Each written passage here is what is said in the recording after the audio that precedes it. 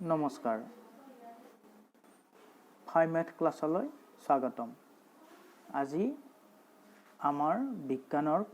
class 10ৰ বিজ্ঞানৰ ৰাসায়নিক বিক্ৰিয়া আৰু সমীকৰণ চেপ্টাৰটোৰ দ্বিতীয়টো লেকচাৰ ইয়াৰ আগৰটো লেকচাৰত আমি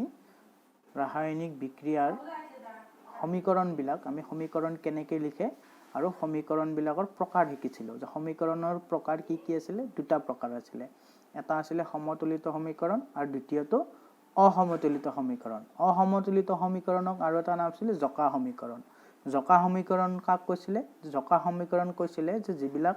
যেতিয়া আমি ৰাসায়নিক বিক্ৰিয়া তাক আমি শব্দ হিচাপত বা তাৰ সাংকেতিক হিচাপত যেনেকৈ আছে তেনেকৈ লিখি থওঁ কোনোফালে কোনো ধৰণৰ সমতুলিত নকৰো বা বেলেন্সিং নকৰো তেনেকুৱা সমীকৰণবিলাকক কৈছিলে অসমতুলিত বা জকা সমীকৰণ স্কেলেটাল কেমিকেল ইকুৱেশ্যন তো এতিয়া আমাৰ আছিলে নেক্সট আছিলে আমাৰ সমতুলিত বা ব্যালেন্সড কেমিকেল ইকুৱেশ্যন তো ব্যালেন্সড কেমিকেল ইকুৱেশ্যন কি আছিল ব্যালেন্সড কেমিকেল ইকুৱেশ্যন আছিল যেতিয়া আমি বিক্ৰিয়া এটাক দুয়োফালে মানে বিক্ৰিয়াটোৰ লেফট সাইডে আছিল বিক্ৰিয়ক বা ৰিয়েক্টেন্স আৰু ৰাইট হ্যান্ড সাইডত আছিল প্ৰডাক্টস বা বিক্ৰিয়াজাত পদাৰ্থ তো বিক্ৰিয়ক আৰু বিক্ৰিয়াজাত পদাৰ্থ মানে ৰিয়েক্টেন্স আৰু প্ৰডাক্টছৰ মানে হেৰিটো যেতিয়া দুইফালে ইকুৱেল কৰিম বেলেন্স কৰাৰ পিছত আমাৰ যেটো আমি ইকুৱেশ্যন পাম হেতু কৈছিলে ব্যালেন্সড কেমিকেল ইকুৱেশ্যন বা সমতুলিত সমীকৰণ ঠিক আছে তো এতিয়া প্ৰথম কথাটো হ'ল আমি হেতু কেনেকৈ লিখিব লাগে তাৰ ওপৰত আজি চাম যে কেনেকৈ আমি ব্যালেন্স কৰিব পাৰিম কেমিকেল ইকুৱেশ্যন এটা ব্যালেন্স কৰাটো কিছুমান মানে প্ৰক্ৰিয়া আছে কিছুমান ষ্টেজ আছে বা নিয়ম আছে তো সেই ষ্টেজ বা নিয়মখিনি আজি আমি এইটো লেকচাৰত চাম ঠিক আছে তাৰ আগতে আমি নিয়মখিনিলৈ যোৱাৰ আগতে আমি এটা কথা মনত ৰাখি ল'ব লাগিব যে ইয়াতে এটা কথা দিছো যে পইণ্ট টু বি নোটেড যে মূল কথাটো হ'ল যে কিহৰ কাৰণে আমাৰ সমতুলিত সমীকৰণটো লগা হয় যে ইয়াত আমি হেদিনাও কৈছিলো আজি আকৌ এবাৰ কৈ দিছো যে বিক্ৰিয়কৰ মৌলৰ মুঠ ভৰ সমান বিক্ৰিয়াজাত পদাৰ্থৰ মৌলৰ মুঠ ভৰ তো এই কথাটো কিয় যে এটো আছিল আমাৰ এটা সূত্ৰ এটা আছিল এটো তোমালোকে ক্লাছ 9 ত পাই আহিছা ভৰৰ নিত্যতা সূত্ৰ বা conservation of total mass of chemical reaction যে হেতু মতে কি আছিল যেতিয়া ৰিঅ্যাকচন এটা হোৱাৰ আগত আৰু পিছত যে কেমিক্যাল ৰিঅ্যাকচন এটা হোৱাৰ আগত আৰু পিছত যিমানখিনি মৌল তাত ইউজ হৈছিল বা তাৰ পিছত তাত প্ৰডিউস হৈছে দুইখিনিৰ টোটাল মাসটো ইকুৱেল থাকে mass is neither created nor destroyed তো হেতু মতে conservation of laws conservation of মাসৰ মতে এটো আমি মিলাব লাগে তো এটো আসলে আমাৰ মূল সূত্ৰটো আৰু হেতু কাৰণে আমি মিলাবৰ কাৰণে আমি এটো কোৱা হয় যে ব্যালেন্স কেমিকেল ইকুৱেশ্যন যেতিয়া আমি কৰিম তেতিয়া আমি কেনেকৈ কৰিম হেতু কাৰণে আমি এটা চাব গৈ আছো প্ৰথম নিয়ম তে নিয়ম আসলতে আমি স্টেপ বাই স্টেপ ফলো কৰিম স্টেপ বাই স্টেপ ফলো কিছুমান আমি প্ৰক্ৰিয়া ফলো কৰিম স্টেপ কিছুমান ফলো কৰিম তে স্টেপ বিলাক আমি এতিয়া চাওঁ প্ৰথমতে আমি কি কৰিম যে ৰাসায়নিক যিবিলাক পদাৰ্থ থাকিব প্ৰতিটো পদাৰ্থ থাকিব পদাৰ্থবিলাকক আমি তাক ৰাসায়নিক সংকেত মতে তাইবিলাকৰ যিবিলাক ৰাসায়নিক সংকেত থাকিব সেই মতে আমি লিখিম ইয়াতে আমি এটা এক্সাম্পল লৈ লৈছো এক্সাম্পলটোৰ পৰা বুজাই দিছো আমি যে ইয়াতে এটা লৈছো যে জিংক প্লাস H2SO4 এটো জিংক প্লাস H2SO4 এটো হল সালফিউৰিক এসিড এই দুটা যেতিয়া ৰিঅ্যাকচন কৰিব জিংক আৰু সালফিউৰিক এসিডে ৰিঅ্যাকচন কৰিব জিংক আৰু সালফিউৰিক এসিডে ৰিঅ্যাকচন কৰিলে জিংক সালফেট আৰু হাইড্ৰোজেন গেছ এটো হাইড্ৰোজেন গেছ এটো জিংক সালফেট তো এই জিংক সালফেট আৰু হাইড্ৰোজেন গেছ এটো প্ৰডাক্ট প্ৰডিউস হয় এটা কথাটো হল যে জিংকৰ ৰাসায়নিক সংকেত কি Zn তাৰ লগত এটো হল সালফিউৰিক এসিডৰ ৰাসায়নিক সংকেত কি কেমিক্যাল সিম্বল হল H2SO4 H2 হাইড্ৰোজেন দুটা সালফাৰ এটা অক্সিজেন চাৰিটা H2SO4 সো এটো হল সালফিউৰিক এসিডৰ সংকেত বা সিম্বল ইয়াৰ নাম এটো কেমিক্যাল নাম নোমেনক্লেচাৰ বুলি ক'ব পাৰি যে এইবিলাক কেনেকৈ কিয় হল এটো আমি পিছত চাম যে পিছৰ চেপ্টাৰ বিলাকৰ পাঠ আছে তাতে আমি গম পাম যে H2SO4 কিয় হল H3SO4 কিয় নহল বা HSO4 কিয় বেলেগ কিয় নহল এইবিলাক আমি পিছত চাম গম পাম কেনেকৈ কিয় হয় এতিয়া আমি জাস্ট এটো মনত ৰাখি থলে হল যে সালফিউৰিক এসিডৰ যেটো ৰাসায়নিক সংকেত হেটো হল H2SO4 আচ্ছা এই H2SO4 আমি ইয়াত দেখিছা যে আমি ডটেড লাইনত আমি এটা হেৰি কৰিছো এটো এনে নৰমালি যেটা তোমালোকে কৰিবা তাত এটো বনাব না লাগে এটা বুজাৰ কাৰণে দিয়া গৈছে এটা গ্ৰুপিং বনাই যেটা এটা গ্ৰুপ এই হাইড্ৰোজেন দুটা সালফাৰ এটা অক্সিজেন চাৰিটা এই গোটেইটা এটা গ্ৰুপত আছে তাৰপিছত আমি ইয়াত প্ৰডাক্টৰ ফালে আহোঁ প্ৰডাক্টত কি আছে এইটো হ'ল ZnSO4 তো এটা ZnSO4 এইটো হ'ল জিংক সালফেটৰ নাম ZnSO4 প্লাছ হাইড্ৰোজেন গেছ তো হাইড্ৰোজেন গেছ যেতিয়া হিচাপে থাকিব তেতিয়া H2 হিচাপে থাকিব যে এইটো এটা গ্ৰুপ হাইড্ৰোজেন দুটা হাইড্ৰোজেনৰ এটা এইটো এটা গ্ৰুপ আৰু Zn মানে জিংক এটা সালফাৰ এটা আৰু অক্সিজেন চাৰিটা এইকেইটা লগ লাগি এটা গ্ৰুপ হৈছে তো এইটো এটা গ্ৰুপ আৰু এইফালে এইটো এটা গ্ৰুপ এইটো হ'ল প্ৰডাক্টত দুটা গ্ৰুপ তেনেকৈ ৰিয়েক্টেণ্টত জিংক আৰু সালফিউৰিক এসিড এইৰাই দুটা মানে যৌগ আছে এটা এইটো এলিমেন্ট এইটো কম্পাউন্ড তো এইটো মৌল এইটো যৌগ তো সেই তার দুটা গ্ৰুপ হৈছে ইয়াতে দুটা গ্ৰুপ হৈছে তো এইখিনি আমি প্ৰথমতে ৰাসায়নিক সংকেত মতে লিখন আৰু গ্ৰুপিং আমি গ্ৰুপ বনাই ললো ইয়াতে কথা আছে যে গ্ৰুপৰ ভিতৰত ৰাসায়নিক সংকেতৰ সালসলনি কৰিব পৰা নাযাব সো প্ৰথম কথাটো হ'ল আমি ইয়াতে যেনেকৈ লিখিলো ZnSO4 বা সৰি ইয়াতে ZnSO4 লিখিছো ইয়াতে H2SO4 লিখিছো তো ইহতৰ ভিতৰত আমি সালসলনি কৰিব নোৱাৰিম যেতিয়া আমি বেলেন্সিং কৰিব লাগিব তাত আমি ইয়াতে H2SO4 আছে এটো আমি সলনি কৰি পেলাই বলে H5SO4 বা H6SO4 এনেকুৱা আমি লিখিব নোৱাৰো তেতিয়া এটো ভুল হৈ যাব এটো সালফিউৰিক এসিডে নহব বেলেগ কিবা হ'ব তো হেতু আমি সলনি কৰিব নোৱাৰো বা ঠিক তেনেকৈ ZnSO4 ৰ জায়গাত আমি Zn2SO4 এনেকুৱা লিখিব নোৱাৰো ইয়াতে এইটো যেটো নাম আছে হেতুই লিখিব লাগিব আমি সলনি কোড কৰিব পাৰিম কিবা যদি আমি চেঞ্জ কৰিবলৈ কোড কৰিব পাৰিম এই গ্ৰুপিংটোৰ বাহিৰত মানে এটা H2SO4 ইয়াতে আমি ব্ৰেকেট এটা দি এনেকৈ আমি দেখাইছো ইয়াতে পিছত দেখাম তো এই ইয়াৰ গ্ৰুপ ব্ৰেকেট এটা দি বাহিৰত আমি ইয়াৰে কিছুমান আমি ইন্টিগ্ৰেল 1 2 3 4 1 তো লিখা না যায় একো নিলিখিলে 1 বুজাই তো এনেকৈ 2 3 4 5 এনেকৈ ইন্টিগ্ৰেল কিছুমান নাম্বাৰ কিছুমান আমি দি যাম তো হেতুই কি বুজাব এইবিলাক আমি মাল্টিপ্লাই কৰা এনেকুৱা বুজাব তো সেই এনেকুৱা এইবিলাক আমি সালসলনি কৰিব পাৰো কিন্তু ভিতৰত আমি সালসলনি কৰিব নোৱাৰো তো দ্বিতীয়টো কি আছে দ্বিতীয়টো নিয়ম মানে স্টেপত আমি কি কৰিম যে অসমন্ত্ৰিত সমীকৰণৰ ফাৰ্স্ট স্টেজ মানে প্ৰথমতে যেটো আমি স্টেজ অসমন্ত্ৰিত সমীকৰণটো এটো লিখিম গতিকে হেতক আমি ফাৰ্স্ট স্টেজ বুলি কম তাৰে পিছত যেটো প্ৰতিটো মৌল থাকিব মৌলৰ পৰমাণু বিলাকৰ সংখ্যাৰ গণনা সংখ্যাবিলাক আমি গণনা কৰিব লাগিব কাক গণনা কৰিব লাগিব এটো এতিয়া চাও Zn plus H2SO4 ইফালে প্ৰডাক্টত ZnSO4 plus হাইড্ৰোজেন তো ইয়াতে আমাৰ কি আছে প্ৰথমতে আমি মৌল কেইটা ইয়াত কি মৌল আছে এটো আমি ৰিয়েক্টেন্স তো ৰিয়েক্টেন্সত আমাৰ ৰিয়েক্টেন্স কেইটা আছে দুটা আছে এটা জিংক এটা সালফিউৰিক এসিড তো এটা জিংক এটা সালফিউৰিক এসিড আছে তো জিংকত কি থাকিব জিংকত এটাই মৌল আছে এটা এলিমেন্ট আছে হেতু জিংক তো এটা জিংক এটো এলিমেন্টস আৰু ইয়াতে এটমৰ নাম্বাৰ কিমান আছে জিংকৰ ইয়াত তলত একো এইবিলাকক কয় সাফিক্স ঠিক আছে এইবিলাকক কয় সাফিক্স বুলি কয় তলত লিখিলে তে সাফিক্সত কিবা সংখ্যা আছে নেকি কিবা নিউমেৰিকেল আছে নেকি দেখিছা নেকি নাই মানে ইয়াতে 1 আছে ঠিক আছে যদি একো নাই এটো 1 বুলি ধৰি থবা তো জিংকৰ ওচৰত ইয়াত একো নাই তলত তো ইয়াতে 1 তো জিংকৰ বিক্ৰিয়ক মানে এটো ৰিয়েক্টেন্টৰ ফালে আছে এটো জিংক ৰিয়েক্টেন্টৰ ফালে আছে লেফট সাইডে তো লেফট সাইডে কি থাকিব বিক্ৰিয়ক বা ৰিয়েক্টেন্স থাকিব তো ৰিয়েক্টেন্সৰ কাৰণে জিংকৰ নাম্বাৰ কিমান 1 এটমিক নাম্বাৰ অফ এটম তাৰ পিছত আছে H2SO4 মানে সালফিউৰিক এসিড তো সালফিউৰিক এসিডত কি আছে তিনটা এলিমেন্ট আছে এটো এটা কম্পাউন্ড হয় এটা যৌগ হয় যৌগটোত তিনিটা বেলেগ মৌল আছে বা এলিমেন্টস আছে তো এই এলিমেন্টস ইয়াতে কি আছে হাইড্ৰোজেন সালফাৰ অক্সিজেন হাইড্ৰোজেন কেটা আছে হাইড্ৰোজেন ইয়াতে আছে H2 মানে সাফিক্সত কি আছে H ৰ লগত 2 আছে 2 মানে হাইড্ৰোজেন দুটা আছে তো হাইড্ৰোজেন দুটা ৰিয়েক্টেন্সত সৰি এক সেকেন্ড ইয়াতে 2 নহয় আচ্ছা নেক্সট থাকিব সালফাৰ ইয়াত কেটা আছে সালফাৰৰ সাফিক্সত কিবা সংখ্যা আছে নেকি একো সংখ্যা নাই মানে 1 সালফাৰ কেটা আছে এটা আছে অক্সিজেনৰ সাফিক্সত কি আছে 4 আছে 4 থাকাৰ কাৰণে ইয়াতে নাম্বাৰ কিমান হ'ব 4 ঠিক আছে এটো হল ৰিয়েক্টেন্সৰ ফালে তো জিংক এটা হাইড্ৰোজেন দুটা সালফাৰ এটা অক্সিজেন চাৰিটা নেক্সট আহিব আমাৰ প্ৰডাক্টছৰ ফালে কি আছে প্ৰডাক্টছৰ ফালে এবাৰ আমি সেম হিচাপত কাউন্টিং কৰিম প্ৰডাক্টছত আছে ZnSO4 zinc sulphate plus hydrogen gas তো জিংক সালফেটত আমাৰ কি আছে জিংক আছে সালফেট সালফাৰ আছে আৰু অক্সিজেন আছে জিংক কেটা আছে এটা আছে সালফাৰ কেটা আছে সালফাৰ এটা আছে অক্সিজেন কেটা আছে চাৰিটা এটা অক্সিজেন চাৰিটা আছে সালফাৰ এটা আছে জিংক এটা আছে 114 তো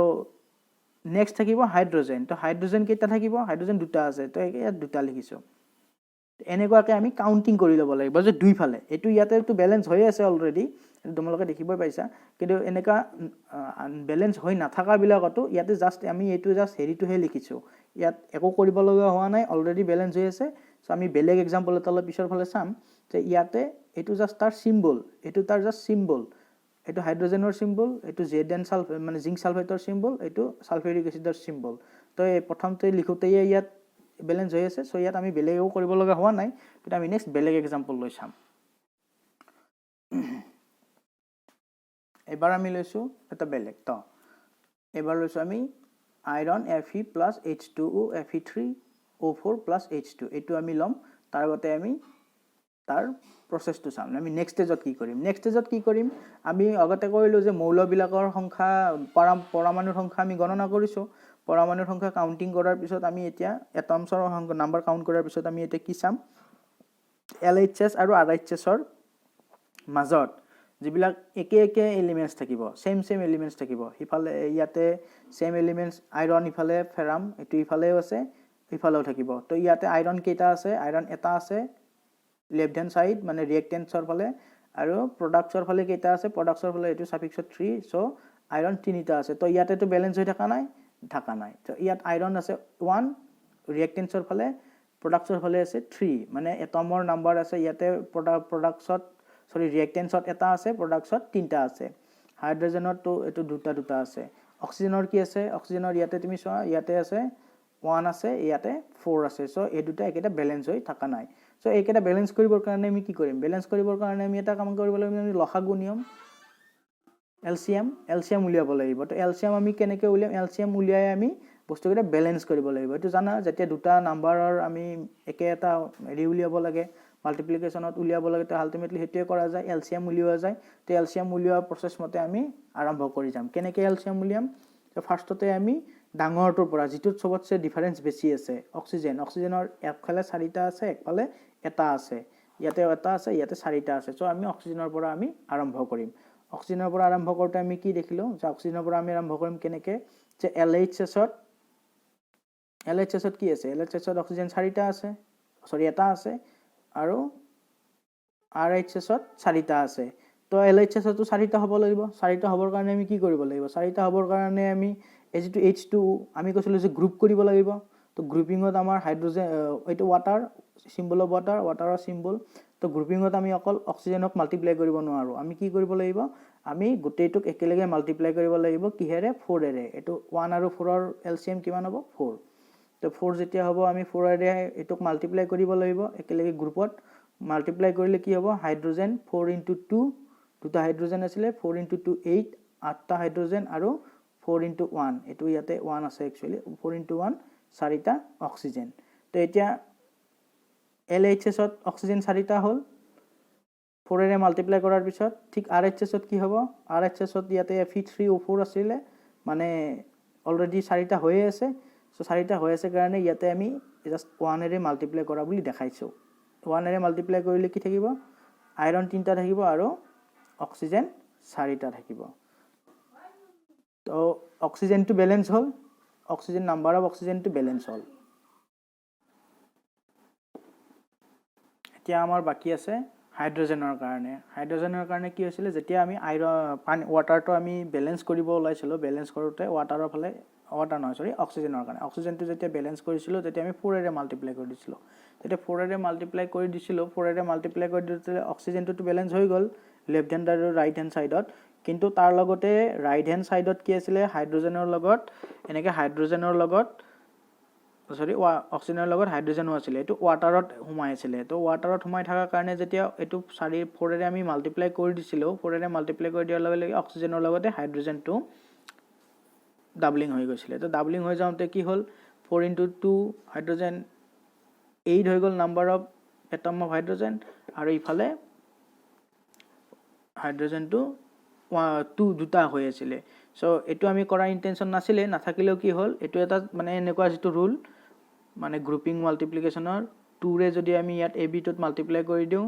AB ত মাল্টিপ্লাই কৰি দিলে এই 2 টোৰে A ৰ লগতো মাল্টিপ্লাই হ'ব B ৰ লগতো মাল্টিপ্লাই হ'ব ঠিক তেনেকুৱাকৈ ইয়াতো এটো হৈ গৈছিল তো এটো হৈ যোৱাৰ কাৰণে এতিয়া হেতুকো আমি বেলেন্স কৰিবৰ কাৰণে ৰাইট হ্যান্ড সাইডত কি কৰিলো 4 এৰে মাল্টিপ্লাই কৰি দিছো 4 এৰে মাল্টিপ্লাই কৰি দিয়াৰ লগে লগে 4 * 2 8 আঠটা হাইড্ৰজেন হৈছে তো এতিয়া গোটেই তিনিটা ষ্টেপ 1 2 and 3 তিনিটা ষ্টেপ মিলাই পেলাই আমি কি পালো ওভাৰঅল এইটো পালো 3Fe plus 4H2O Fe3O4 plus 4H2 এটা কথা মন কৰা যে আমাৰ এই যে 3A4 আৰু 4 এই তিনটা এই নিউমেৰিকেল কেইটা আমি বেলেন্স কৰোতে আমি বেলেন্স কৰিবৰ কাৰণে আমি ইউজ কৰাব লগা হ'ল ভিতৰত আমি একো হলনি কৰা নাই একো চেঞ্জ কৰা নাই Fe3O4 আগৰ পৰাই আছে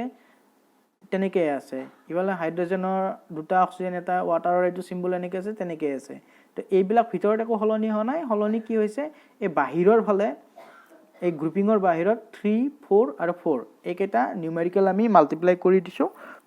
এইটোৰে যে বেলেন্স যাতে হৈ যায় ঠিক তেনেকৈ এই প্ৰসেছ মতে এই গোটেইকেইটা প্ৰসেছ ফলো কৰি আৰম্ভণিৰ পৰা প্ৰথমতে আমি কি কৰিলো যে গ্ৰুপিং কৰিম গ্ৰুপিং কৰাৰ পিছত আমি কি কৰিম যে প্ৰত্যেকটো গ্ৰুপিং মানে প্ৰত্যেকটো এলিমেন্টছত যিমান কিটা পাৰ্টিসিপেট কৰা এলিমেন্টছ বিলাকৰ যিবিলাক তো নাম্বাৰ অফ এটম বিলাক আমি হিসাব কৰিম নাম্বাৰ অফ এটম বিলাক হিসাব কৰাৰ পিছত আমি কি কৰিম নেক্সট আমি কৰিম এইবিলাকৰ বেলেন্স কৰিম নাম্বাৰ অফ এটমছ কিমান আছে সেই লেফট হ্যান্ড সাইড মানে ৰিএক্টেন্টৰ ফালে আৰু প্ৰডাক্টছৰ ফালে যে প্ৰডাক্টছৰ ফালে কিমান আছে গোটেইকেইটা আমি বেলেন্স কৰিম তো বেলেন্স কৰাৰ কাৰণে আমি কি কৰিম যে এলসিএম লৈ পেলাই একফালৰ পৰা বেলেন্স কৰি আহিম বেলেন্স কৰি আহোতে আমি এটো চাব লাগিব যেতিয়া গ্ৰুপিঙত থাকিব গ্ৰুপিঙৰ ভিতৰত তেতিয়া আমি গ্ৰুপিঙৰ বাহিৰত যেতিয়া কিবা এটা মাল্টিপ্লাই কৰি দিম বাহিৰত মাল্টিপ্লাই কৰি দিলে এনেকুৱাকে বাহিৰত মাল্টিপ্লাই কৰি দিয়াৰ লগে গ্ৰুপিঙৰ ভিতৰত হেকেটা থাকা বাকি যিমানটো আমি সাপোজ বি মিলাবৰ কাৰণে বি এলিমেন্টছটো মিলাবৰ কাৰণে 2 ৰে মাল্টিপ্লাই কৰিছিলো কিন্তু অকল বি টোৱে ডাবল নহব বি ৰ লগতে এ টো ডাবল হৈ যাব ঠিক এইখিনিও আমি আকৌ তেতিয়া আকৌ এটো মিলাবৰ কাৰণে ৰাইট হ্যান্ড সাইডে আকৌ এ টো আকৌ নতুনকৈ মিলাব লাগিব ঠিক তেনেকুৱাকৈ আমি বেলেন্সটো প্ৰসেছটো স্টেপ বাই স্টেপ কৰি থাকিম যেতিয়ালৈকে আমাৰ ওভাৰঅল মানে লেফট হ্যান্ড সাইডৰ নাম্বাৰ আৰু ৰাইট হ্যান্ড সাইডৰ নাম্বাৰ প্ৰত্যেকটাৰে ইকুৱেল হৈ নাযায় ঠিক আছে প্ৰত্যেকটা এলিমেন্টছৰ ইকুৱেল হৈ নাযায় তো তাৰ পিছত আমাক হেতু কোৱা হ'ব সমতুলিত সমীকৰণ অৰ ব্যালেন্স কেমিক্যাল ইকুৱেশ্যন এতিয়া আমি কিছুমান বিশেষ মানে সিচুৱেচনৰ কথা চাও বিশেষ সিচুৱেচন মানে কেনেকুৱা অলৰেডি টু ব্যালেন্স ইকুৱেশ্যনটো কৰা হৈছে তাৰ উপৰিও আমি ব্যালেন্স ইকুৱেশ্যন এটাত আৰু কিছুমান বস্তু লগাই দিব পাৰো তাতে আকৌ মানে যদি সমীকৰণ এটা বা কেমিক্যাল ইকুৱেশ্যন এটা আৰু টোটাল যদি আমি দেখুৱাব বিচাৰো যে ইয়াৰ ডাটা আৰু যদি দিব বিচাৰো আসলতে এই ইকুৱেশ্যনটো কিয় লিখা যায় তাৰ ডাটা বিলাক দিবৰ কাৰণেহে কোনবিলাক মানে এলিমেন্টছ ইয়াত বা কলম বিলাক এলিমেন্টছ ইয়াত পাৰ্টিসিপেট কৰিছে কিমান এমাউন্টত কৰিছে এইবিলাক আমি ইকুৱেশ্যনটোৰ পৰা উলিয়াব পাৰো পিছত এইবিলাক পাবাই যে কেমিক্যাল ইকুৱেশ্যনটোৰ পৰা আমাৰ ক্যালকুলেশন বহুত থাকিব তো এতিয়া তাৰ লগতে আৰু কিছুমান আছে যে এইখিনি হলটো আগতে যিখিনি চালো সেইখিনি লৈকে হল ব্যালেন্স ইকুৱেশ্যনটো লৈকে হল এটা ফান্ডামেন্টাল ঠিক আছে ফান্ডামেন্টাল ডাটাখিনি আমি তাৰ পৰা পাব পাৰো আৰু কিছুমান এক্সট্ৰা ডাটা আছে এক্সট্ৰা ডাটা মানে যেনেকৈ আমি এটা কথা পাইছিল যে কেমিক্যাল ইকুৱেশ্যন বিলাক হলনি হওঁতে যেটা হয় মানে হ'ব লাগে কেমিক্যাল ইকুৱেশ্যন এটা সংগঠিত হ'বৰ কাৰণে কি লাগা হয় যে কিছুমান শৰ্ত আছিল কন্ডিশন আছিল এই কন্ডিশন বিলাক কেনেকৈ ফিজিক্যাল ষ্টেট চেঞ্জ হয় ফিজিক্যাল ষ্টেটটো যেতিয়া চেঞ্জ হয় তো কোনোবাৰ লিকুইডৰ পৰা সলিডত যাব সলিডৰ পৰা গ্যাস হ'ব গ্যাসৰ পৰা সলিড হ'ব তেনেকুৱাকে বেলেগ ফিজিক্যাল ষ্টেটৰ পৰা এটা এক্সচেঞ্জ হয় তো এই চেঞ্জ বিলাক আমি দেখুৱাব পাৰো নে নোৱাৰো ডেফিনেটলি দেখুৱাব পাৰো কোনবাটো আগতে সলিডৰ পৰা লিকুইড হৈছে আমি হেতু দেখুৱাব পাৰো আমি কেনেকৈ দেখুৱাম সৰু সিম্বলৰে কিছুমানে দেখুৱাম সিম্পল জাস্ট এস টো থাকিব সলিড যেতিয়া এটা কোনোবা কম্পাউন্ড এটা বা ৰিএক্টেন্স এটা যদি সলিডৰ পৰা গৈ লিকুইড হৈছে হিফালে গৈ পেলাই তো সলিডটো যোনফালে সলিড আছিল ৰিএক্টেন্সটো সলিড আছিল এটো এস বুলি কাখত লিখি দিয়া যাব আৰু হিফালে লিকুইডটো যেটো প্ৰডাকশন আহিছে হেতুৰ কাখত এনেকৈ সৰু এল বুলি লিখি দিয়ে স্মল এল এটাৰ এনেকৈ লিখি দিয়া থাকিব তো সলিডৰ কাৰণে এস লিকুইডৰ কাৰণে এল গ্যাসৰ কাৰণে জি আৰু এটা আছে একুৱাছটো হল যেতিয়া পানীৰ লগত মিক্স আপ হৈ থাকে পানীৰ লগত সলিড বা লিকুইড যেতিয়া সলিড বা গ্যাস যেতিয়া মিক্স আপ হৈ থাকে তেতিয়া হেতু কোৱা হয় একুৱাছ মানে সিচুৱেচন একুৱাছ সলিউশন বুলি তো তেতিয়া এনেকুৱা বিলাকৰ কাৰণে একিউ ৰে এটো ডিফাইন কৰা যায়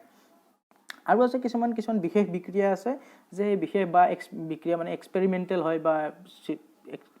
এক্সপ্লিসিট বুলি যেটো কয় একদম বিশেষ বিক্ৰিয়া হয় তো সেই বিশেষ বিক্ৰিয়াবিলাকত আমি কিছুমান বিশেষ অনুঘটক ইউজ কৰো কেটালিস্ট ইউজ কৰো টেম্পাৰেচাৰ একটা ডেফিনিট টেম্পাৰেচাৰ দিব লগা হয় তাত বাহিৰে সেই বেলেগ টেম্পাৰেচাৰত নহয় বা প্ৰেছাৰ আমি ইউজ কৰিব লাগে এটা ডেফিনিট প্ৰেছাৰ তেনেকুৱা সিচুৱেশ্যনবিলাকত বা তেনেকুৱা বিক্ৰিয়াবিলাকৰ ৰিয়েকশ্যনবিলাকত আমি কি কৰোঁ এই কাৰ্চিনডাল যিডাল আমাৰ এৰো হেড আছে এটা এক্সাম্পল এটা দেখাই দিছোঁ এক্সাম্পলটোৰে আমি গম পাম এইটো এটা ৰিয়েকশ্যন এইটো হ'ল আমাৰ ফটোচিন্থেসিস ৰিয়েকশ্যন সালোক সংশ্লেষণ ৰিয়েকশ্যন সালোক সংশ্লেষণ ৰিয়েকশ্যনটোৰ এটা কথা জানা তোমালোকে বা পিছৰ ফালে পামেই আমি যে সেইটো হ'ল যে ই সানলাইট থাকিলেহে হ'ব পাৰে আমি সূৰ্যৰ ৰশ্মি থাকিলেহে হ'ব পাৰে আৰু ক'ত হয় এইটো ইয়াৰ মানে ৰিয়েকশ্যনটো হোৱাৰ জেগা ক'ত গ্ৰীণ লিভছবিলাকতহে হ'ব পাৰে সেউজীয়া পাতৰ যিটো পত্ৰহৰিত ক্লৰফিল থাকে সেইটোতহে হ'ব পাৰে এইটো আদাৰৱাইজ বেলেগত এইটো পচিবল নহয় তো এনেকুৱা ৰিয়েকশ্যনবিলাকত এই স্পেচিয়েল ৰিয়েকশ্যনবিলাকত আমি কি কৰিম এনেকৈ মেনশ্যন কৰি দিছোঁ এই এৰোডালৰ ওপৰত এনেকৈ সূৰ্যৰ ৰশ্মি ক্লৰফিল বুলি লিখি দিম দি পেলাই আমি এইটো মেনশ্যন কৰি দিম টেম্পাৰেচাৰো কেতিয়াবা স্পেচিয়েল টেম্পাৰেচাৰ থাকিলে ইয়াতে সেইটো মেনশ্যন কৰা থাকিব বা প্ৰেছাৰ যদি ইউজ কৰিব লগা হয় সেইটোও মেনশ্যন কৰা থাকিব তো এতিয়া টোটেল ৰিয়েকশ্যনটো এনেকুৱা হ'ব যে এইটো কাৰ্বন ডাই অক্সাইড CO2 কাৰ্বন ডাই অক্সাইডটো এইটো এটা গেছ কিন্তু এইটো কি হ'ব যেতিয়া এইটো পাতৰ মাজতে হ'ব পাতৰ মাজত থাকিলে এইটো একুৱাছ সলিউশ্যন হিচাপে থাকিব তো একুৱাছ সলিউশ্যন 6CO2 কাৰ্বন ডাই অক্সাইডৰ 6টা টোটেল কাৰ্বন ডাই অক্সাইড 6টা থাকিব তাৰপিছত 12H2O এইটো ৱাটাৰটো লিকুইড হৈ থাকিব তো 12টা পানী সানলাইট ক্লৰফিল তাৰপিছত ইফালে থাকিব এইটো গ্লুক'জ ঠিক আছে এইটো মনত ৰাখিব এইটো গ্লুক'জ পিছতো লাগিব C6H12O6 6টা কাৰ্বন 12টা হাইড্ৰজেন 6টা অক্সিজেন এইটো গ্লুক'জৰ চিম্বল এইটো গ্লুক'জৰ চিম্বল হ'লে ইয়াত একুৱাছ সলিউশ্যনত থাকিব একুৱাছ সলিউশ্যনত এনেকুৱাকৈ এইটো থাকিব তাৰপিছত আহিব অক্সিজেন প্ৰডিউচ হ'ব 6টা আৰু পানী প্ৰডিউচ হ'ব ৱাটাৰ প্ৰডিউচ হ'ব 6টা তো এইটো একুৱাছ সলিউশ্যন এইটো লিকুইড এনেকুৱাকৈ আমাৰ লিখা যায় গোটেইবিলাক এনেকুৱাকৈ যেতিয়া আমাৰ ফিজিকেল এইটো এটা বেলেন্স কেমিকেল ইকুৱেশ্যন অফ ফটোচিন্থেসিস ঠিক আছে আৰু ইয়াতে ফিজিকেল ষ্টেটবিলাকো মেনশ্যন কৰা গৈছে প্লাছ ইয়াৰে স্পেচিয়েল কণ্ডিশ্যনবিলাকো মেনশ্যন কৰা গৈছে ঠিক আছে আমি ইয়াৰ নেক্সট ক্লাছত ৰাসায়নিক বিক্ৰিয়াবিলাকৰ প্ৰকাৰ চাম ঠিক আছে আমি আগতে সমীকৰণৰ প্ৰকাৰ পাইছিলোঁ এতিয়া ৰাসায়নিক বিক্ৰিয়া বেলেগ ৰাসায়নিক বিক্ৰিয়াৰ প্ৰকাৰ আমি নেক্সট ক্লাছত চাম ধন্যবাদ